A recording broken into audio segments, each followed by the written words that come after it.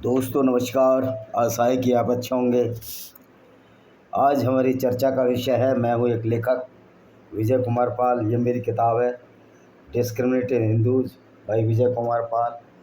ये मेरी दूसरी किताब है invaders and hidden facts by Vijay Kumar Pal. ये मेरी तीसरी किताब है black dots of terrorism by Vijay Kumar Pal. ये मेरी चौथी किताब है lament of Sinjar tears of Yazidi women by Vijay Kumar Pal. ये मेरी पांचवी किताब है Jauhar in Indian subcontinent by Vijay Kumar Pal. और इस तरह मेरी विनिमस फैंक्स ऑफ कोबरा, इस तरह मेरी अन्य 5-6 किताबें और हैं। आप इनको पढ़िए। तो दोस्तों, आज हमारा चर्चा का विषय है कि जो कुत्तों पर डिसीजन दिया है, जो सू मोटो एक्शन लिया है आर महादेवन और पारदीवाला की बेंच में, ये न्यायहित ही पशुओं के प्रति क्रूरता बरतने वाला निर्णय है। पहली बात तो ये कुत्ते स्ट्रे या आवारा कुत्ते कैसे हैं। इन कुत्तों का हमने आवाज़ छीन लिया, हमने इनके सारे रिसोर्सेज छीन लिए, मजबूरन ये सड़क पर आ गए। नई नई कॉलोनियाँ बनती रहीं, जंगल कटते रहे, और जब नए इंसान की आवाज़ के लिए जगह बनती है, चाहे वो सुप्रीम कोर्ट बना हो, चाहे वो पार्लियामेंट बनी हो, बहुत सारा इकोलॉजिक सिस्टम उनका ख़राब हो जाता है। चींटी से लेकर हाथी तक सफ़रर होते हैं। यही वजह है कि आज जगह जगह हाथी जंगलों से गांव में आ रहे हैं और फसलें उजाड़ रहे हैं, क्योंकि हमने उनके संसाधन छीन लिए हैं। मैंने कुछ ऐसे लोगों को भी देखा है जो कहते हैं मनुष्य और पशुओं में अंतर है। भाई, मनुष्य भी एक सोशल एनिमल है। आपने अपनी बुद्धि विवेक से वो स्थान पा लिया है जिसमें आपकी है और ड्यूटी बनती है, ये कर्तव्य हो जाता है कि आप उन निरीह जानवरों के रक्षक बने, उन निरीह जानवरों का जिनका शोषण किया जा रहा है। आज हालत यह है, आप कुत्ते के साथ बलात्कार करो, आपको 50 रुपये दो और बलात्कार से छूट जाओ। ये तो मानव निर्जलता के स्तर पर पहुंच गया है। दूसरा, ये कहते हैं कि आप कुत्ते सड़क पर आ जाते हैं, कुत्ते सड़क पर आ जाते हैं तो एक्सीडेंट होता है। मैं पूछना चाहता हूँ, कितने एक्सीडेंट कुत्तों की वजह से हुए और कितने एक्सीडेंट जो हम लोग शराब पी के गाड़ियाँ चलाते हैं लोगों को मारते हुए। क्या जो सलमान खान ने मज़दूरों को जो किनारे पर सो रहे थे, क्या सलमान खान की गाड़ी कोई कुत्ता चला रहा था? खुद सलमान खान ही चला रहा था और बाद में उसने अपने ड्राइवर को फंसा दिया, खुद बच गया। तो दोस्तों, ये कुत्ते ये आवारा नहीं है। आवारा कुत्ते वो होते हैं जो आवारागर्दी करें, जो दूसरों को परेशान करें। जब आप इनको बचपन में परेशान करोगे, इनको मारोगे, किसी की टांग टूटी रहती है। मैंने भी एक अडॉप्ट किया है कुत्ते को, छोटे बच्चे को, जिसकी बुरी हालत में मारकर छोड़ दिया गया था। अब वो अच्छा सर्वाइव कर रहा है। तो भाई, आप ये बताइए, क्या कुत्तों के जीने के अधिकार नहीं है? ये पारदीवाला जिस पारसी समुदाय से आते हैं, वहाँ पर तो मरने के बाद बॉडी को खुली छोड़ दिया जाता है कि जिससे गिद्ध नोच नोच कर खा जाए। तो इतना बड़े उसमें एक विचारधारा में जन्म लेने के बाद ये व्यक्ति इस तरह के निर्णय देता है। और वैसे भी मैं इन जजों को तो नकली जज मानता हूँ। ये कॉलेजियम सिस्टम के जज हैं और पब्लिक से बड़ी कोई ताकत नहीं है। मैं उन लोगों से भी निवेदन करना चाहता हूँ जो अपने कुत्तों के खिलाफ हैं, अपने दिल पर हाथ रख कर देखें कि वो बेचारे भी हमारे तरह जीव हैं, उनमें भी वही भावनाएं हैं, उनमें भी वही करुणा है। आप कुत्ते को रोटी दीजिए ज़िंदगी भर आपका। हाँ, कुत्ते काटते हैं तो रेबीज़ होती है, तो रेबीज़ क्या कुत्ते अपने अंदर पैदा करते हैं खुद? कुत्ते को जो रेबीज़ होती है वो निश्चित तौर पर जो रेबीज़ है, ये भी लोमड़ी और जंगली रैकून वगैरह के काटने से इनके अंदर ये बीमारी आई है। और कुत्ता तो खुद रेबीज़ का शिकार होकर 10 दिन में मर जाता है। ऐसा कोई इंस्टेंस नहीं हुआ। इवन वो जो लड़का मरा था बुलंदशहर का, वो कुत्ते के काटने से नहीं मरा था, क्योंकि कुत्ता जिंदा था। और अगर 10 दिन के बाद भी कुत्ता जिंदा तो उसमें रेबीज़ के लक्षण नहीं होते। यही हाल उस रोहिणी की लड़की का है। हाँ, मैं मानता हूँ कि कुछ दुर्घटनाएं ज़रूर होती हैं जिसमें कुत्ते के काटने से लोग डरते हैं, भयग्रस्त होते हैं, तो ये फोबिया आप अपने दिमागों में पाला है। आपको ट्रेनिंग ही नहीं है कि आपको किस तरह जानवरों के साथ सरवाइव करना है। बेहतर होता कि हम कुत्तों के साथ सरवाइव करना सीखें, और कुत्तों का भी उस ज़मीन पर उतना ही अधिकार है जितना हमारा अधिकार है। हम अपनी बुद्धि से, अपने बुद्धि कौशल का दुरुपयोग करके उन सब जानवरों के लिए निश्चित तौर पर उनके जीवन को और उनके इकोसिस्टम को, उनकी जो स्पीसीज हैं या जातियां हैं, प्रजातियां को हम ख़त्म करने का जो घृणित कार्य कर रहे हैं, उसमें अभी ये सुप्रीम कोर्ट के 2 जज आर महादेवन और पारदीवाला भी शामिल हो गए हैं।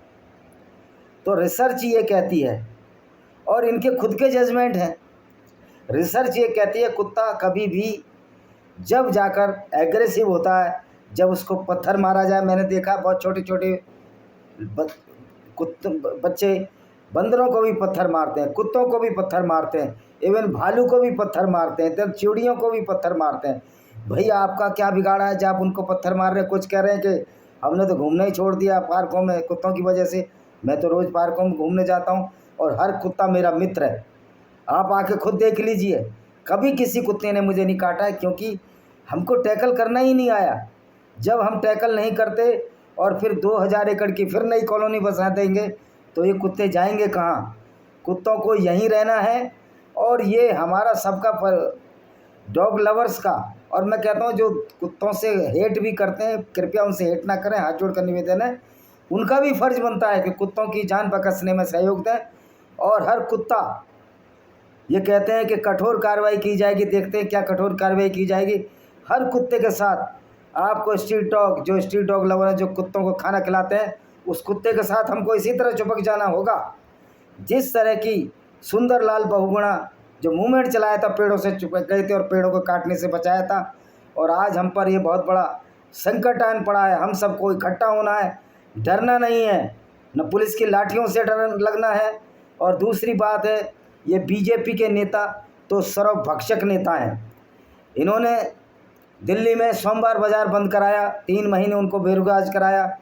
एक्चुअल में मैं आरएसएस का आदमी था, बीजेपी को वोट देता रहा, लेकिन मैं समझता हूँ कि ये पार्टी कुछ खास वर्गों तक सीमित है, और इसमें एसटी, एससी, ओबीसी और जो गरीब वर्ग के जो भी लोग हैं, चाहे वो ब्राह्मण हों या ठाकुर हों या जो मानवीय लोग हैं, उनके लिए इसमें कोई जगह नहीं है।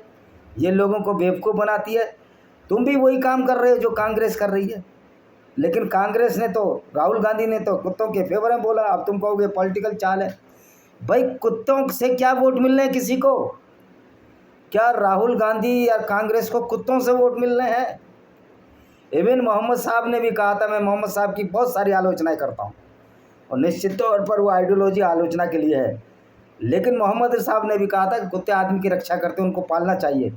ये तो हमारे मुसलमान भाइयों को समझना चाहिए, उनको भी इस लड़ाई में साथ आना चाहिए।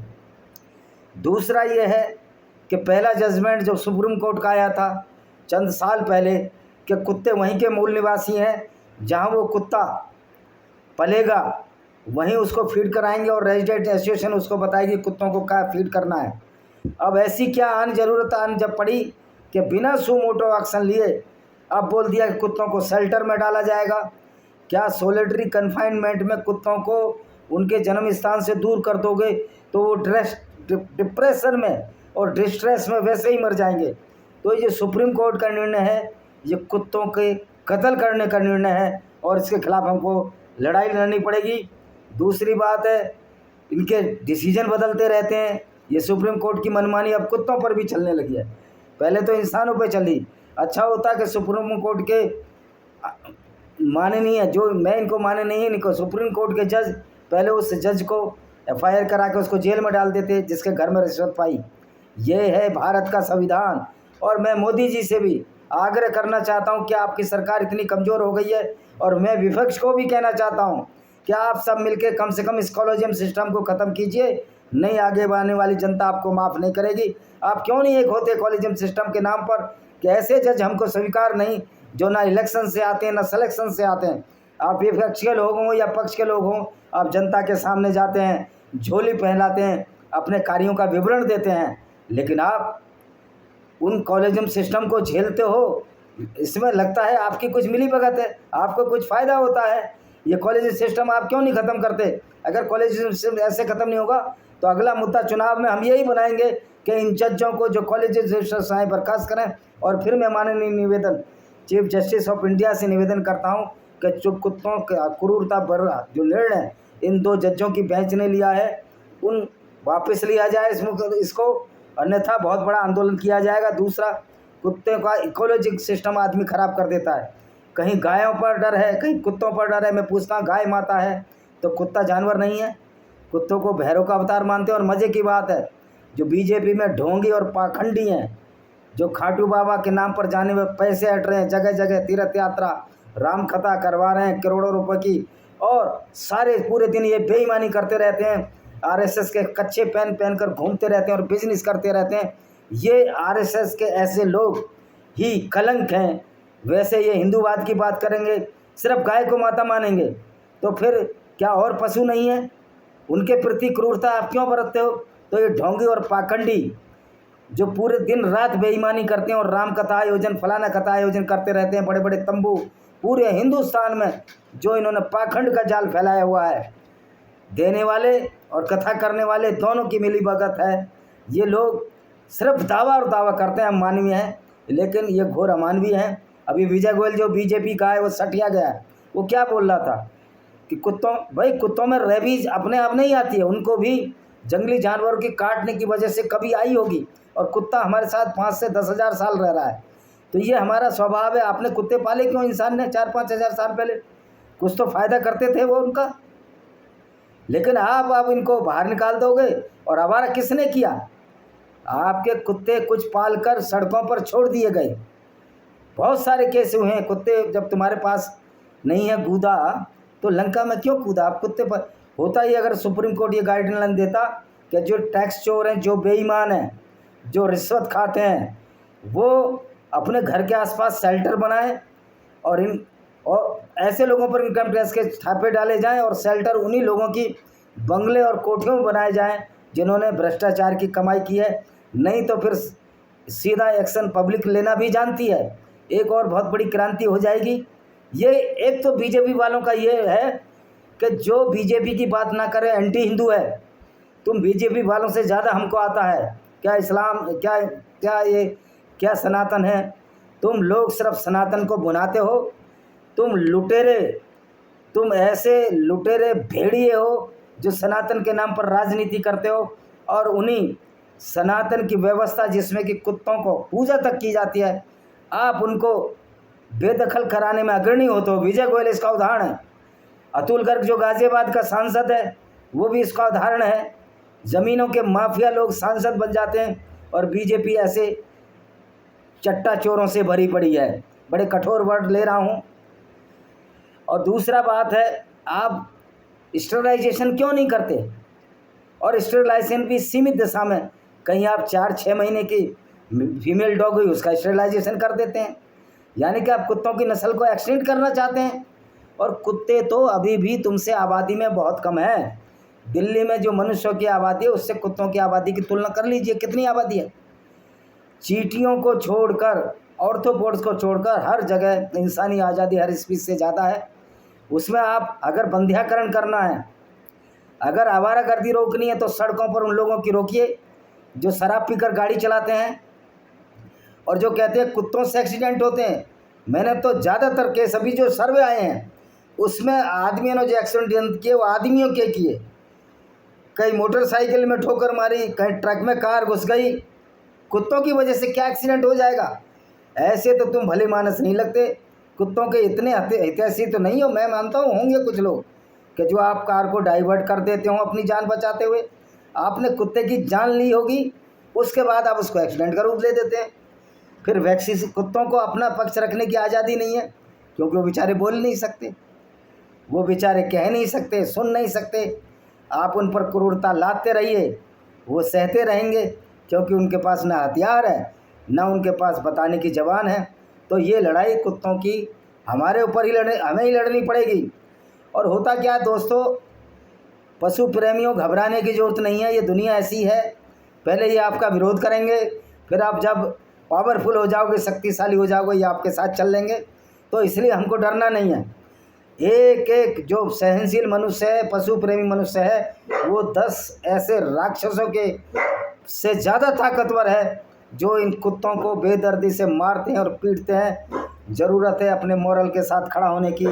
सरकारी आंकड़ों के अनुसार दिल्ली में रेबीज से एक भी मौत नहीं हुई है। और कुत्ता तो एक बड़ा प्यारा जीव है, ये आपका एक रोटी खा लेगा, पूरी ज़िंदगी आपकी, तय ज़िंदगी आपकी मुलाजमत करेगा, आपके साथ प्यार करेगा। और दूसरी बात है, कुत्तों को शेल्टर वहीं दी जाए जहां वो पैदा हुए, उसके आसपास। पार्कों में थोड़ी सी जगह इनके लिए दीजिए, पार्कों के आसपास दीजिए।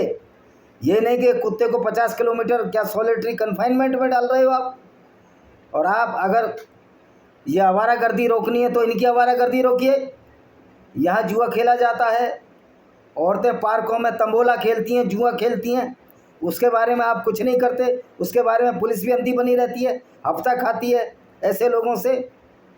तो पुलिस, और देखिए ये कुत्ते इंसान के फेवर में हैं। जॉन इब्राहिम, मेनका गांधी और हम उनके साथ हैं। अगर जान भी जाए हमारी कोई दिक्कत नहीं है, हम पशु प्रेमी हैं। जो ये लोग कहते हैं कि इंसान और कुत्ते में फ़र्क है, तो मैं उनको बताना चाहता हूँ तुम्हारी भी वही औकात है जो कुत्ते की औकात है। क्योंकि तुम इवॉल्व हुए हो, जिस तरह कुत्ता इवॉल्व हुआ, हर स्पीसीज अपने अपने हिसाब से इवॉल्व हुई है। उसको भी इतनी ऑक्सीजन लेने का अधिकार है। आपको उससे डर इसलिए लगता है कि आप हैंडल ही नहीं कर पाते। उसी बाग में मैं घूमने जाता हूँ, मुझे तो आज तक कुत्तों ने नहीं काटा, और एक मास से कह रहे मुझे कुत्ते काटते हैं। तुम्हें कुत्ते नहीं काटते, तुमको खुद फोबिया है जो तुमने खड़ा किया है। और मुझे लगता है पारदीवाला और भारदेवन को बहुत बड़ा फोबिया है। ये कुत्तों से डरने वाले न्यायाधीश कुत्तों के खिलाफ फैसले दे रहे हैं। और एक बात बताइए, इसके लिए आपको स्टेक होल्डर बनाने चाहिए। जो डॉग लवर्स हैं उनको कमेटी में रखना चाहिए था, और उनको ये इकोलॉजिक सिस्टम का अध्ययन करना चाहिए था। और जिस तरह से ज़मीन सुकड़ रही है, जिस तरह से जनरेशन पॉपुलेशन बढ़ रही है, किसी की औकात है, किसी सरकार की औकात है, सुप्रीम कोर्ट की तो औकात नहीं है। क्या जो 2 से ज़्यादा बच्चे होंगे उसको सिटीजनशिप छीन ली जाएगी या वोट देने का अधिकार नहीं होगा। अगर सिटीजनशिप भी नहीं छीने तो उसको वोट देने का अधिकार नहीं होगा। क्या किसी की यह औकात है? कुत्ते जहाँ भारतीय संस्कृति का प्रतीक हैं, जहाँ इसको भैरव का सवारी माना गया है, वहाँ उस कुत्ते को भगाया जा रहा है और गाय को माता माना जा रहा है। यानी कि गाय को आप माता क्यों मान रहे हो? ये भी हमारा स्वार्थ है, क्योंकि गाय दूध देती है, गाय से बछड़े मिलते हैं, बछड़े बैल, वो भी हमारा स्वार्थ है। तो इंसान स्वार्थी हो, अपना स्वार्थ निकाले, लेकिन यूज एंड थ्रो की पॉलिसी यूज ना करे। और ये हम लोग इंसान कर रहे हैं। तो निश्चित तौर पर ये जो सरकारी डिसीजन है सुप्रीम कोर्ट का, ये वर्ग संघर्ष की स्थिति पैदा कर देगा। और मैं तो अब अपील करता हूँ कि बीजेपी के लोगों से मैं तो आजीज आ गया हूँ, और सारे एसटी, एससी, ओबीसी और माइनॉरिटीज़ को मिलकर अब इस बीजेपी को सत्ता से बाहर फेंकने का वक्त आ गया है। 112 करोड़ हिंदुओं पर कोई ऐसा संकट नहीं आ रहा कि उनको मुसलमान मार कर खा जाएंगे, क्योंकि इस्लाम तो खुद ही लड़खड़ा रहा है। मैंने बताया उसमें तो खुद ही मुसलमान इस्लाम को छोड़कर जा रहे हैं, क्योंकि वो भी नहीं चाहते कि उनका पैगंबर इस तरह का हो जो लुटेरा हो। तो ये डर जो मैंने तुम्हें बताया कि तो ये डर जो दिखाया जा रहा है ये झूठा डर है। और दूसरी बात ये है कि कुत्तों का शेल्टर, उनको कन्फाइनमेंट सॉलिटरी जेल दिया जाएगा बिना उनका पक्ष जाने। और ये सुमोटो एक्शन, और मज़े की बात है उसमें उसका पक्ष कौन रख रहे हैं? ये बीजेपी के लोग, बीजेपी का वकील, बीजेपी का सॉलिसिटर जनरल।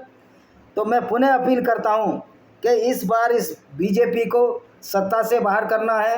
एसटी ओबीसी मिलकर, मैं ये नहीं कह रहा कांग्रेस को लाओ, अभी टाइम है, नई पार्टी बनाओ। अगर तुम्हें कांग्रेस पसंद नहीं है या कोई नया विकल्प दूसरी तरफ से तैयार हो, इस पार्टी को अब हराने में ही भलाई है, क्योंकि ये पार्टी हर तरह से हिंदुओं का ही शोषण कर रही है। आरएसएस हिंदुओं का ही शोषण कर रहा है, और आरएसएस कुत्तों के ऊपर कुछ नहीं बोलेगा, गाय के ऊपर बोल देगा। फिर ठीक है, गाय की भी रक्षा होनी चाहिए, हम तो गाय को भी पवित्र मानते हैं, लेकिन कुत्ते पवित्र क्यों नहीं हो सकते जब गाय पवित्र हो सकती है? जब शेरावाली की सवारी होती है जो कि मांस भक्षण करता है, तो कुत्ता क्यों नहीं हमारा आदर्श हो सकता।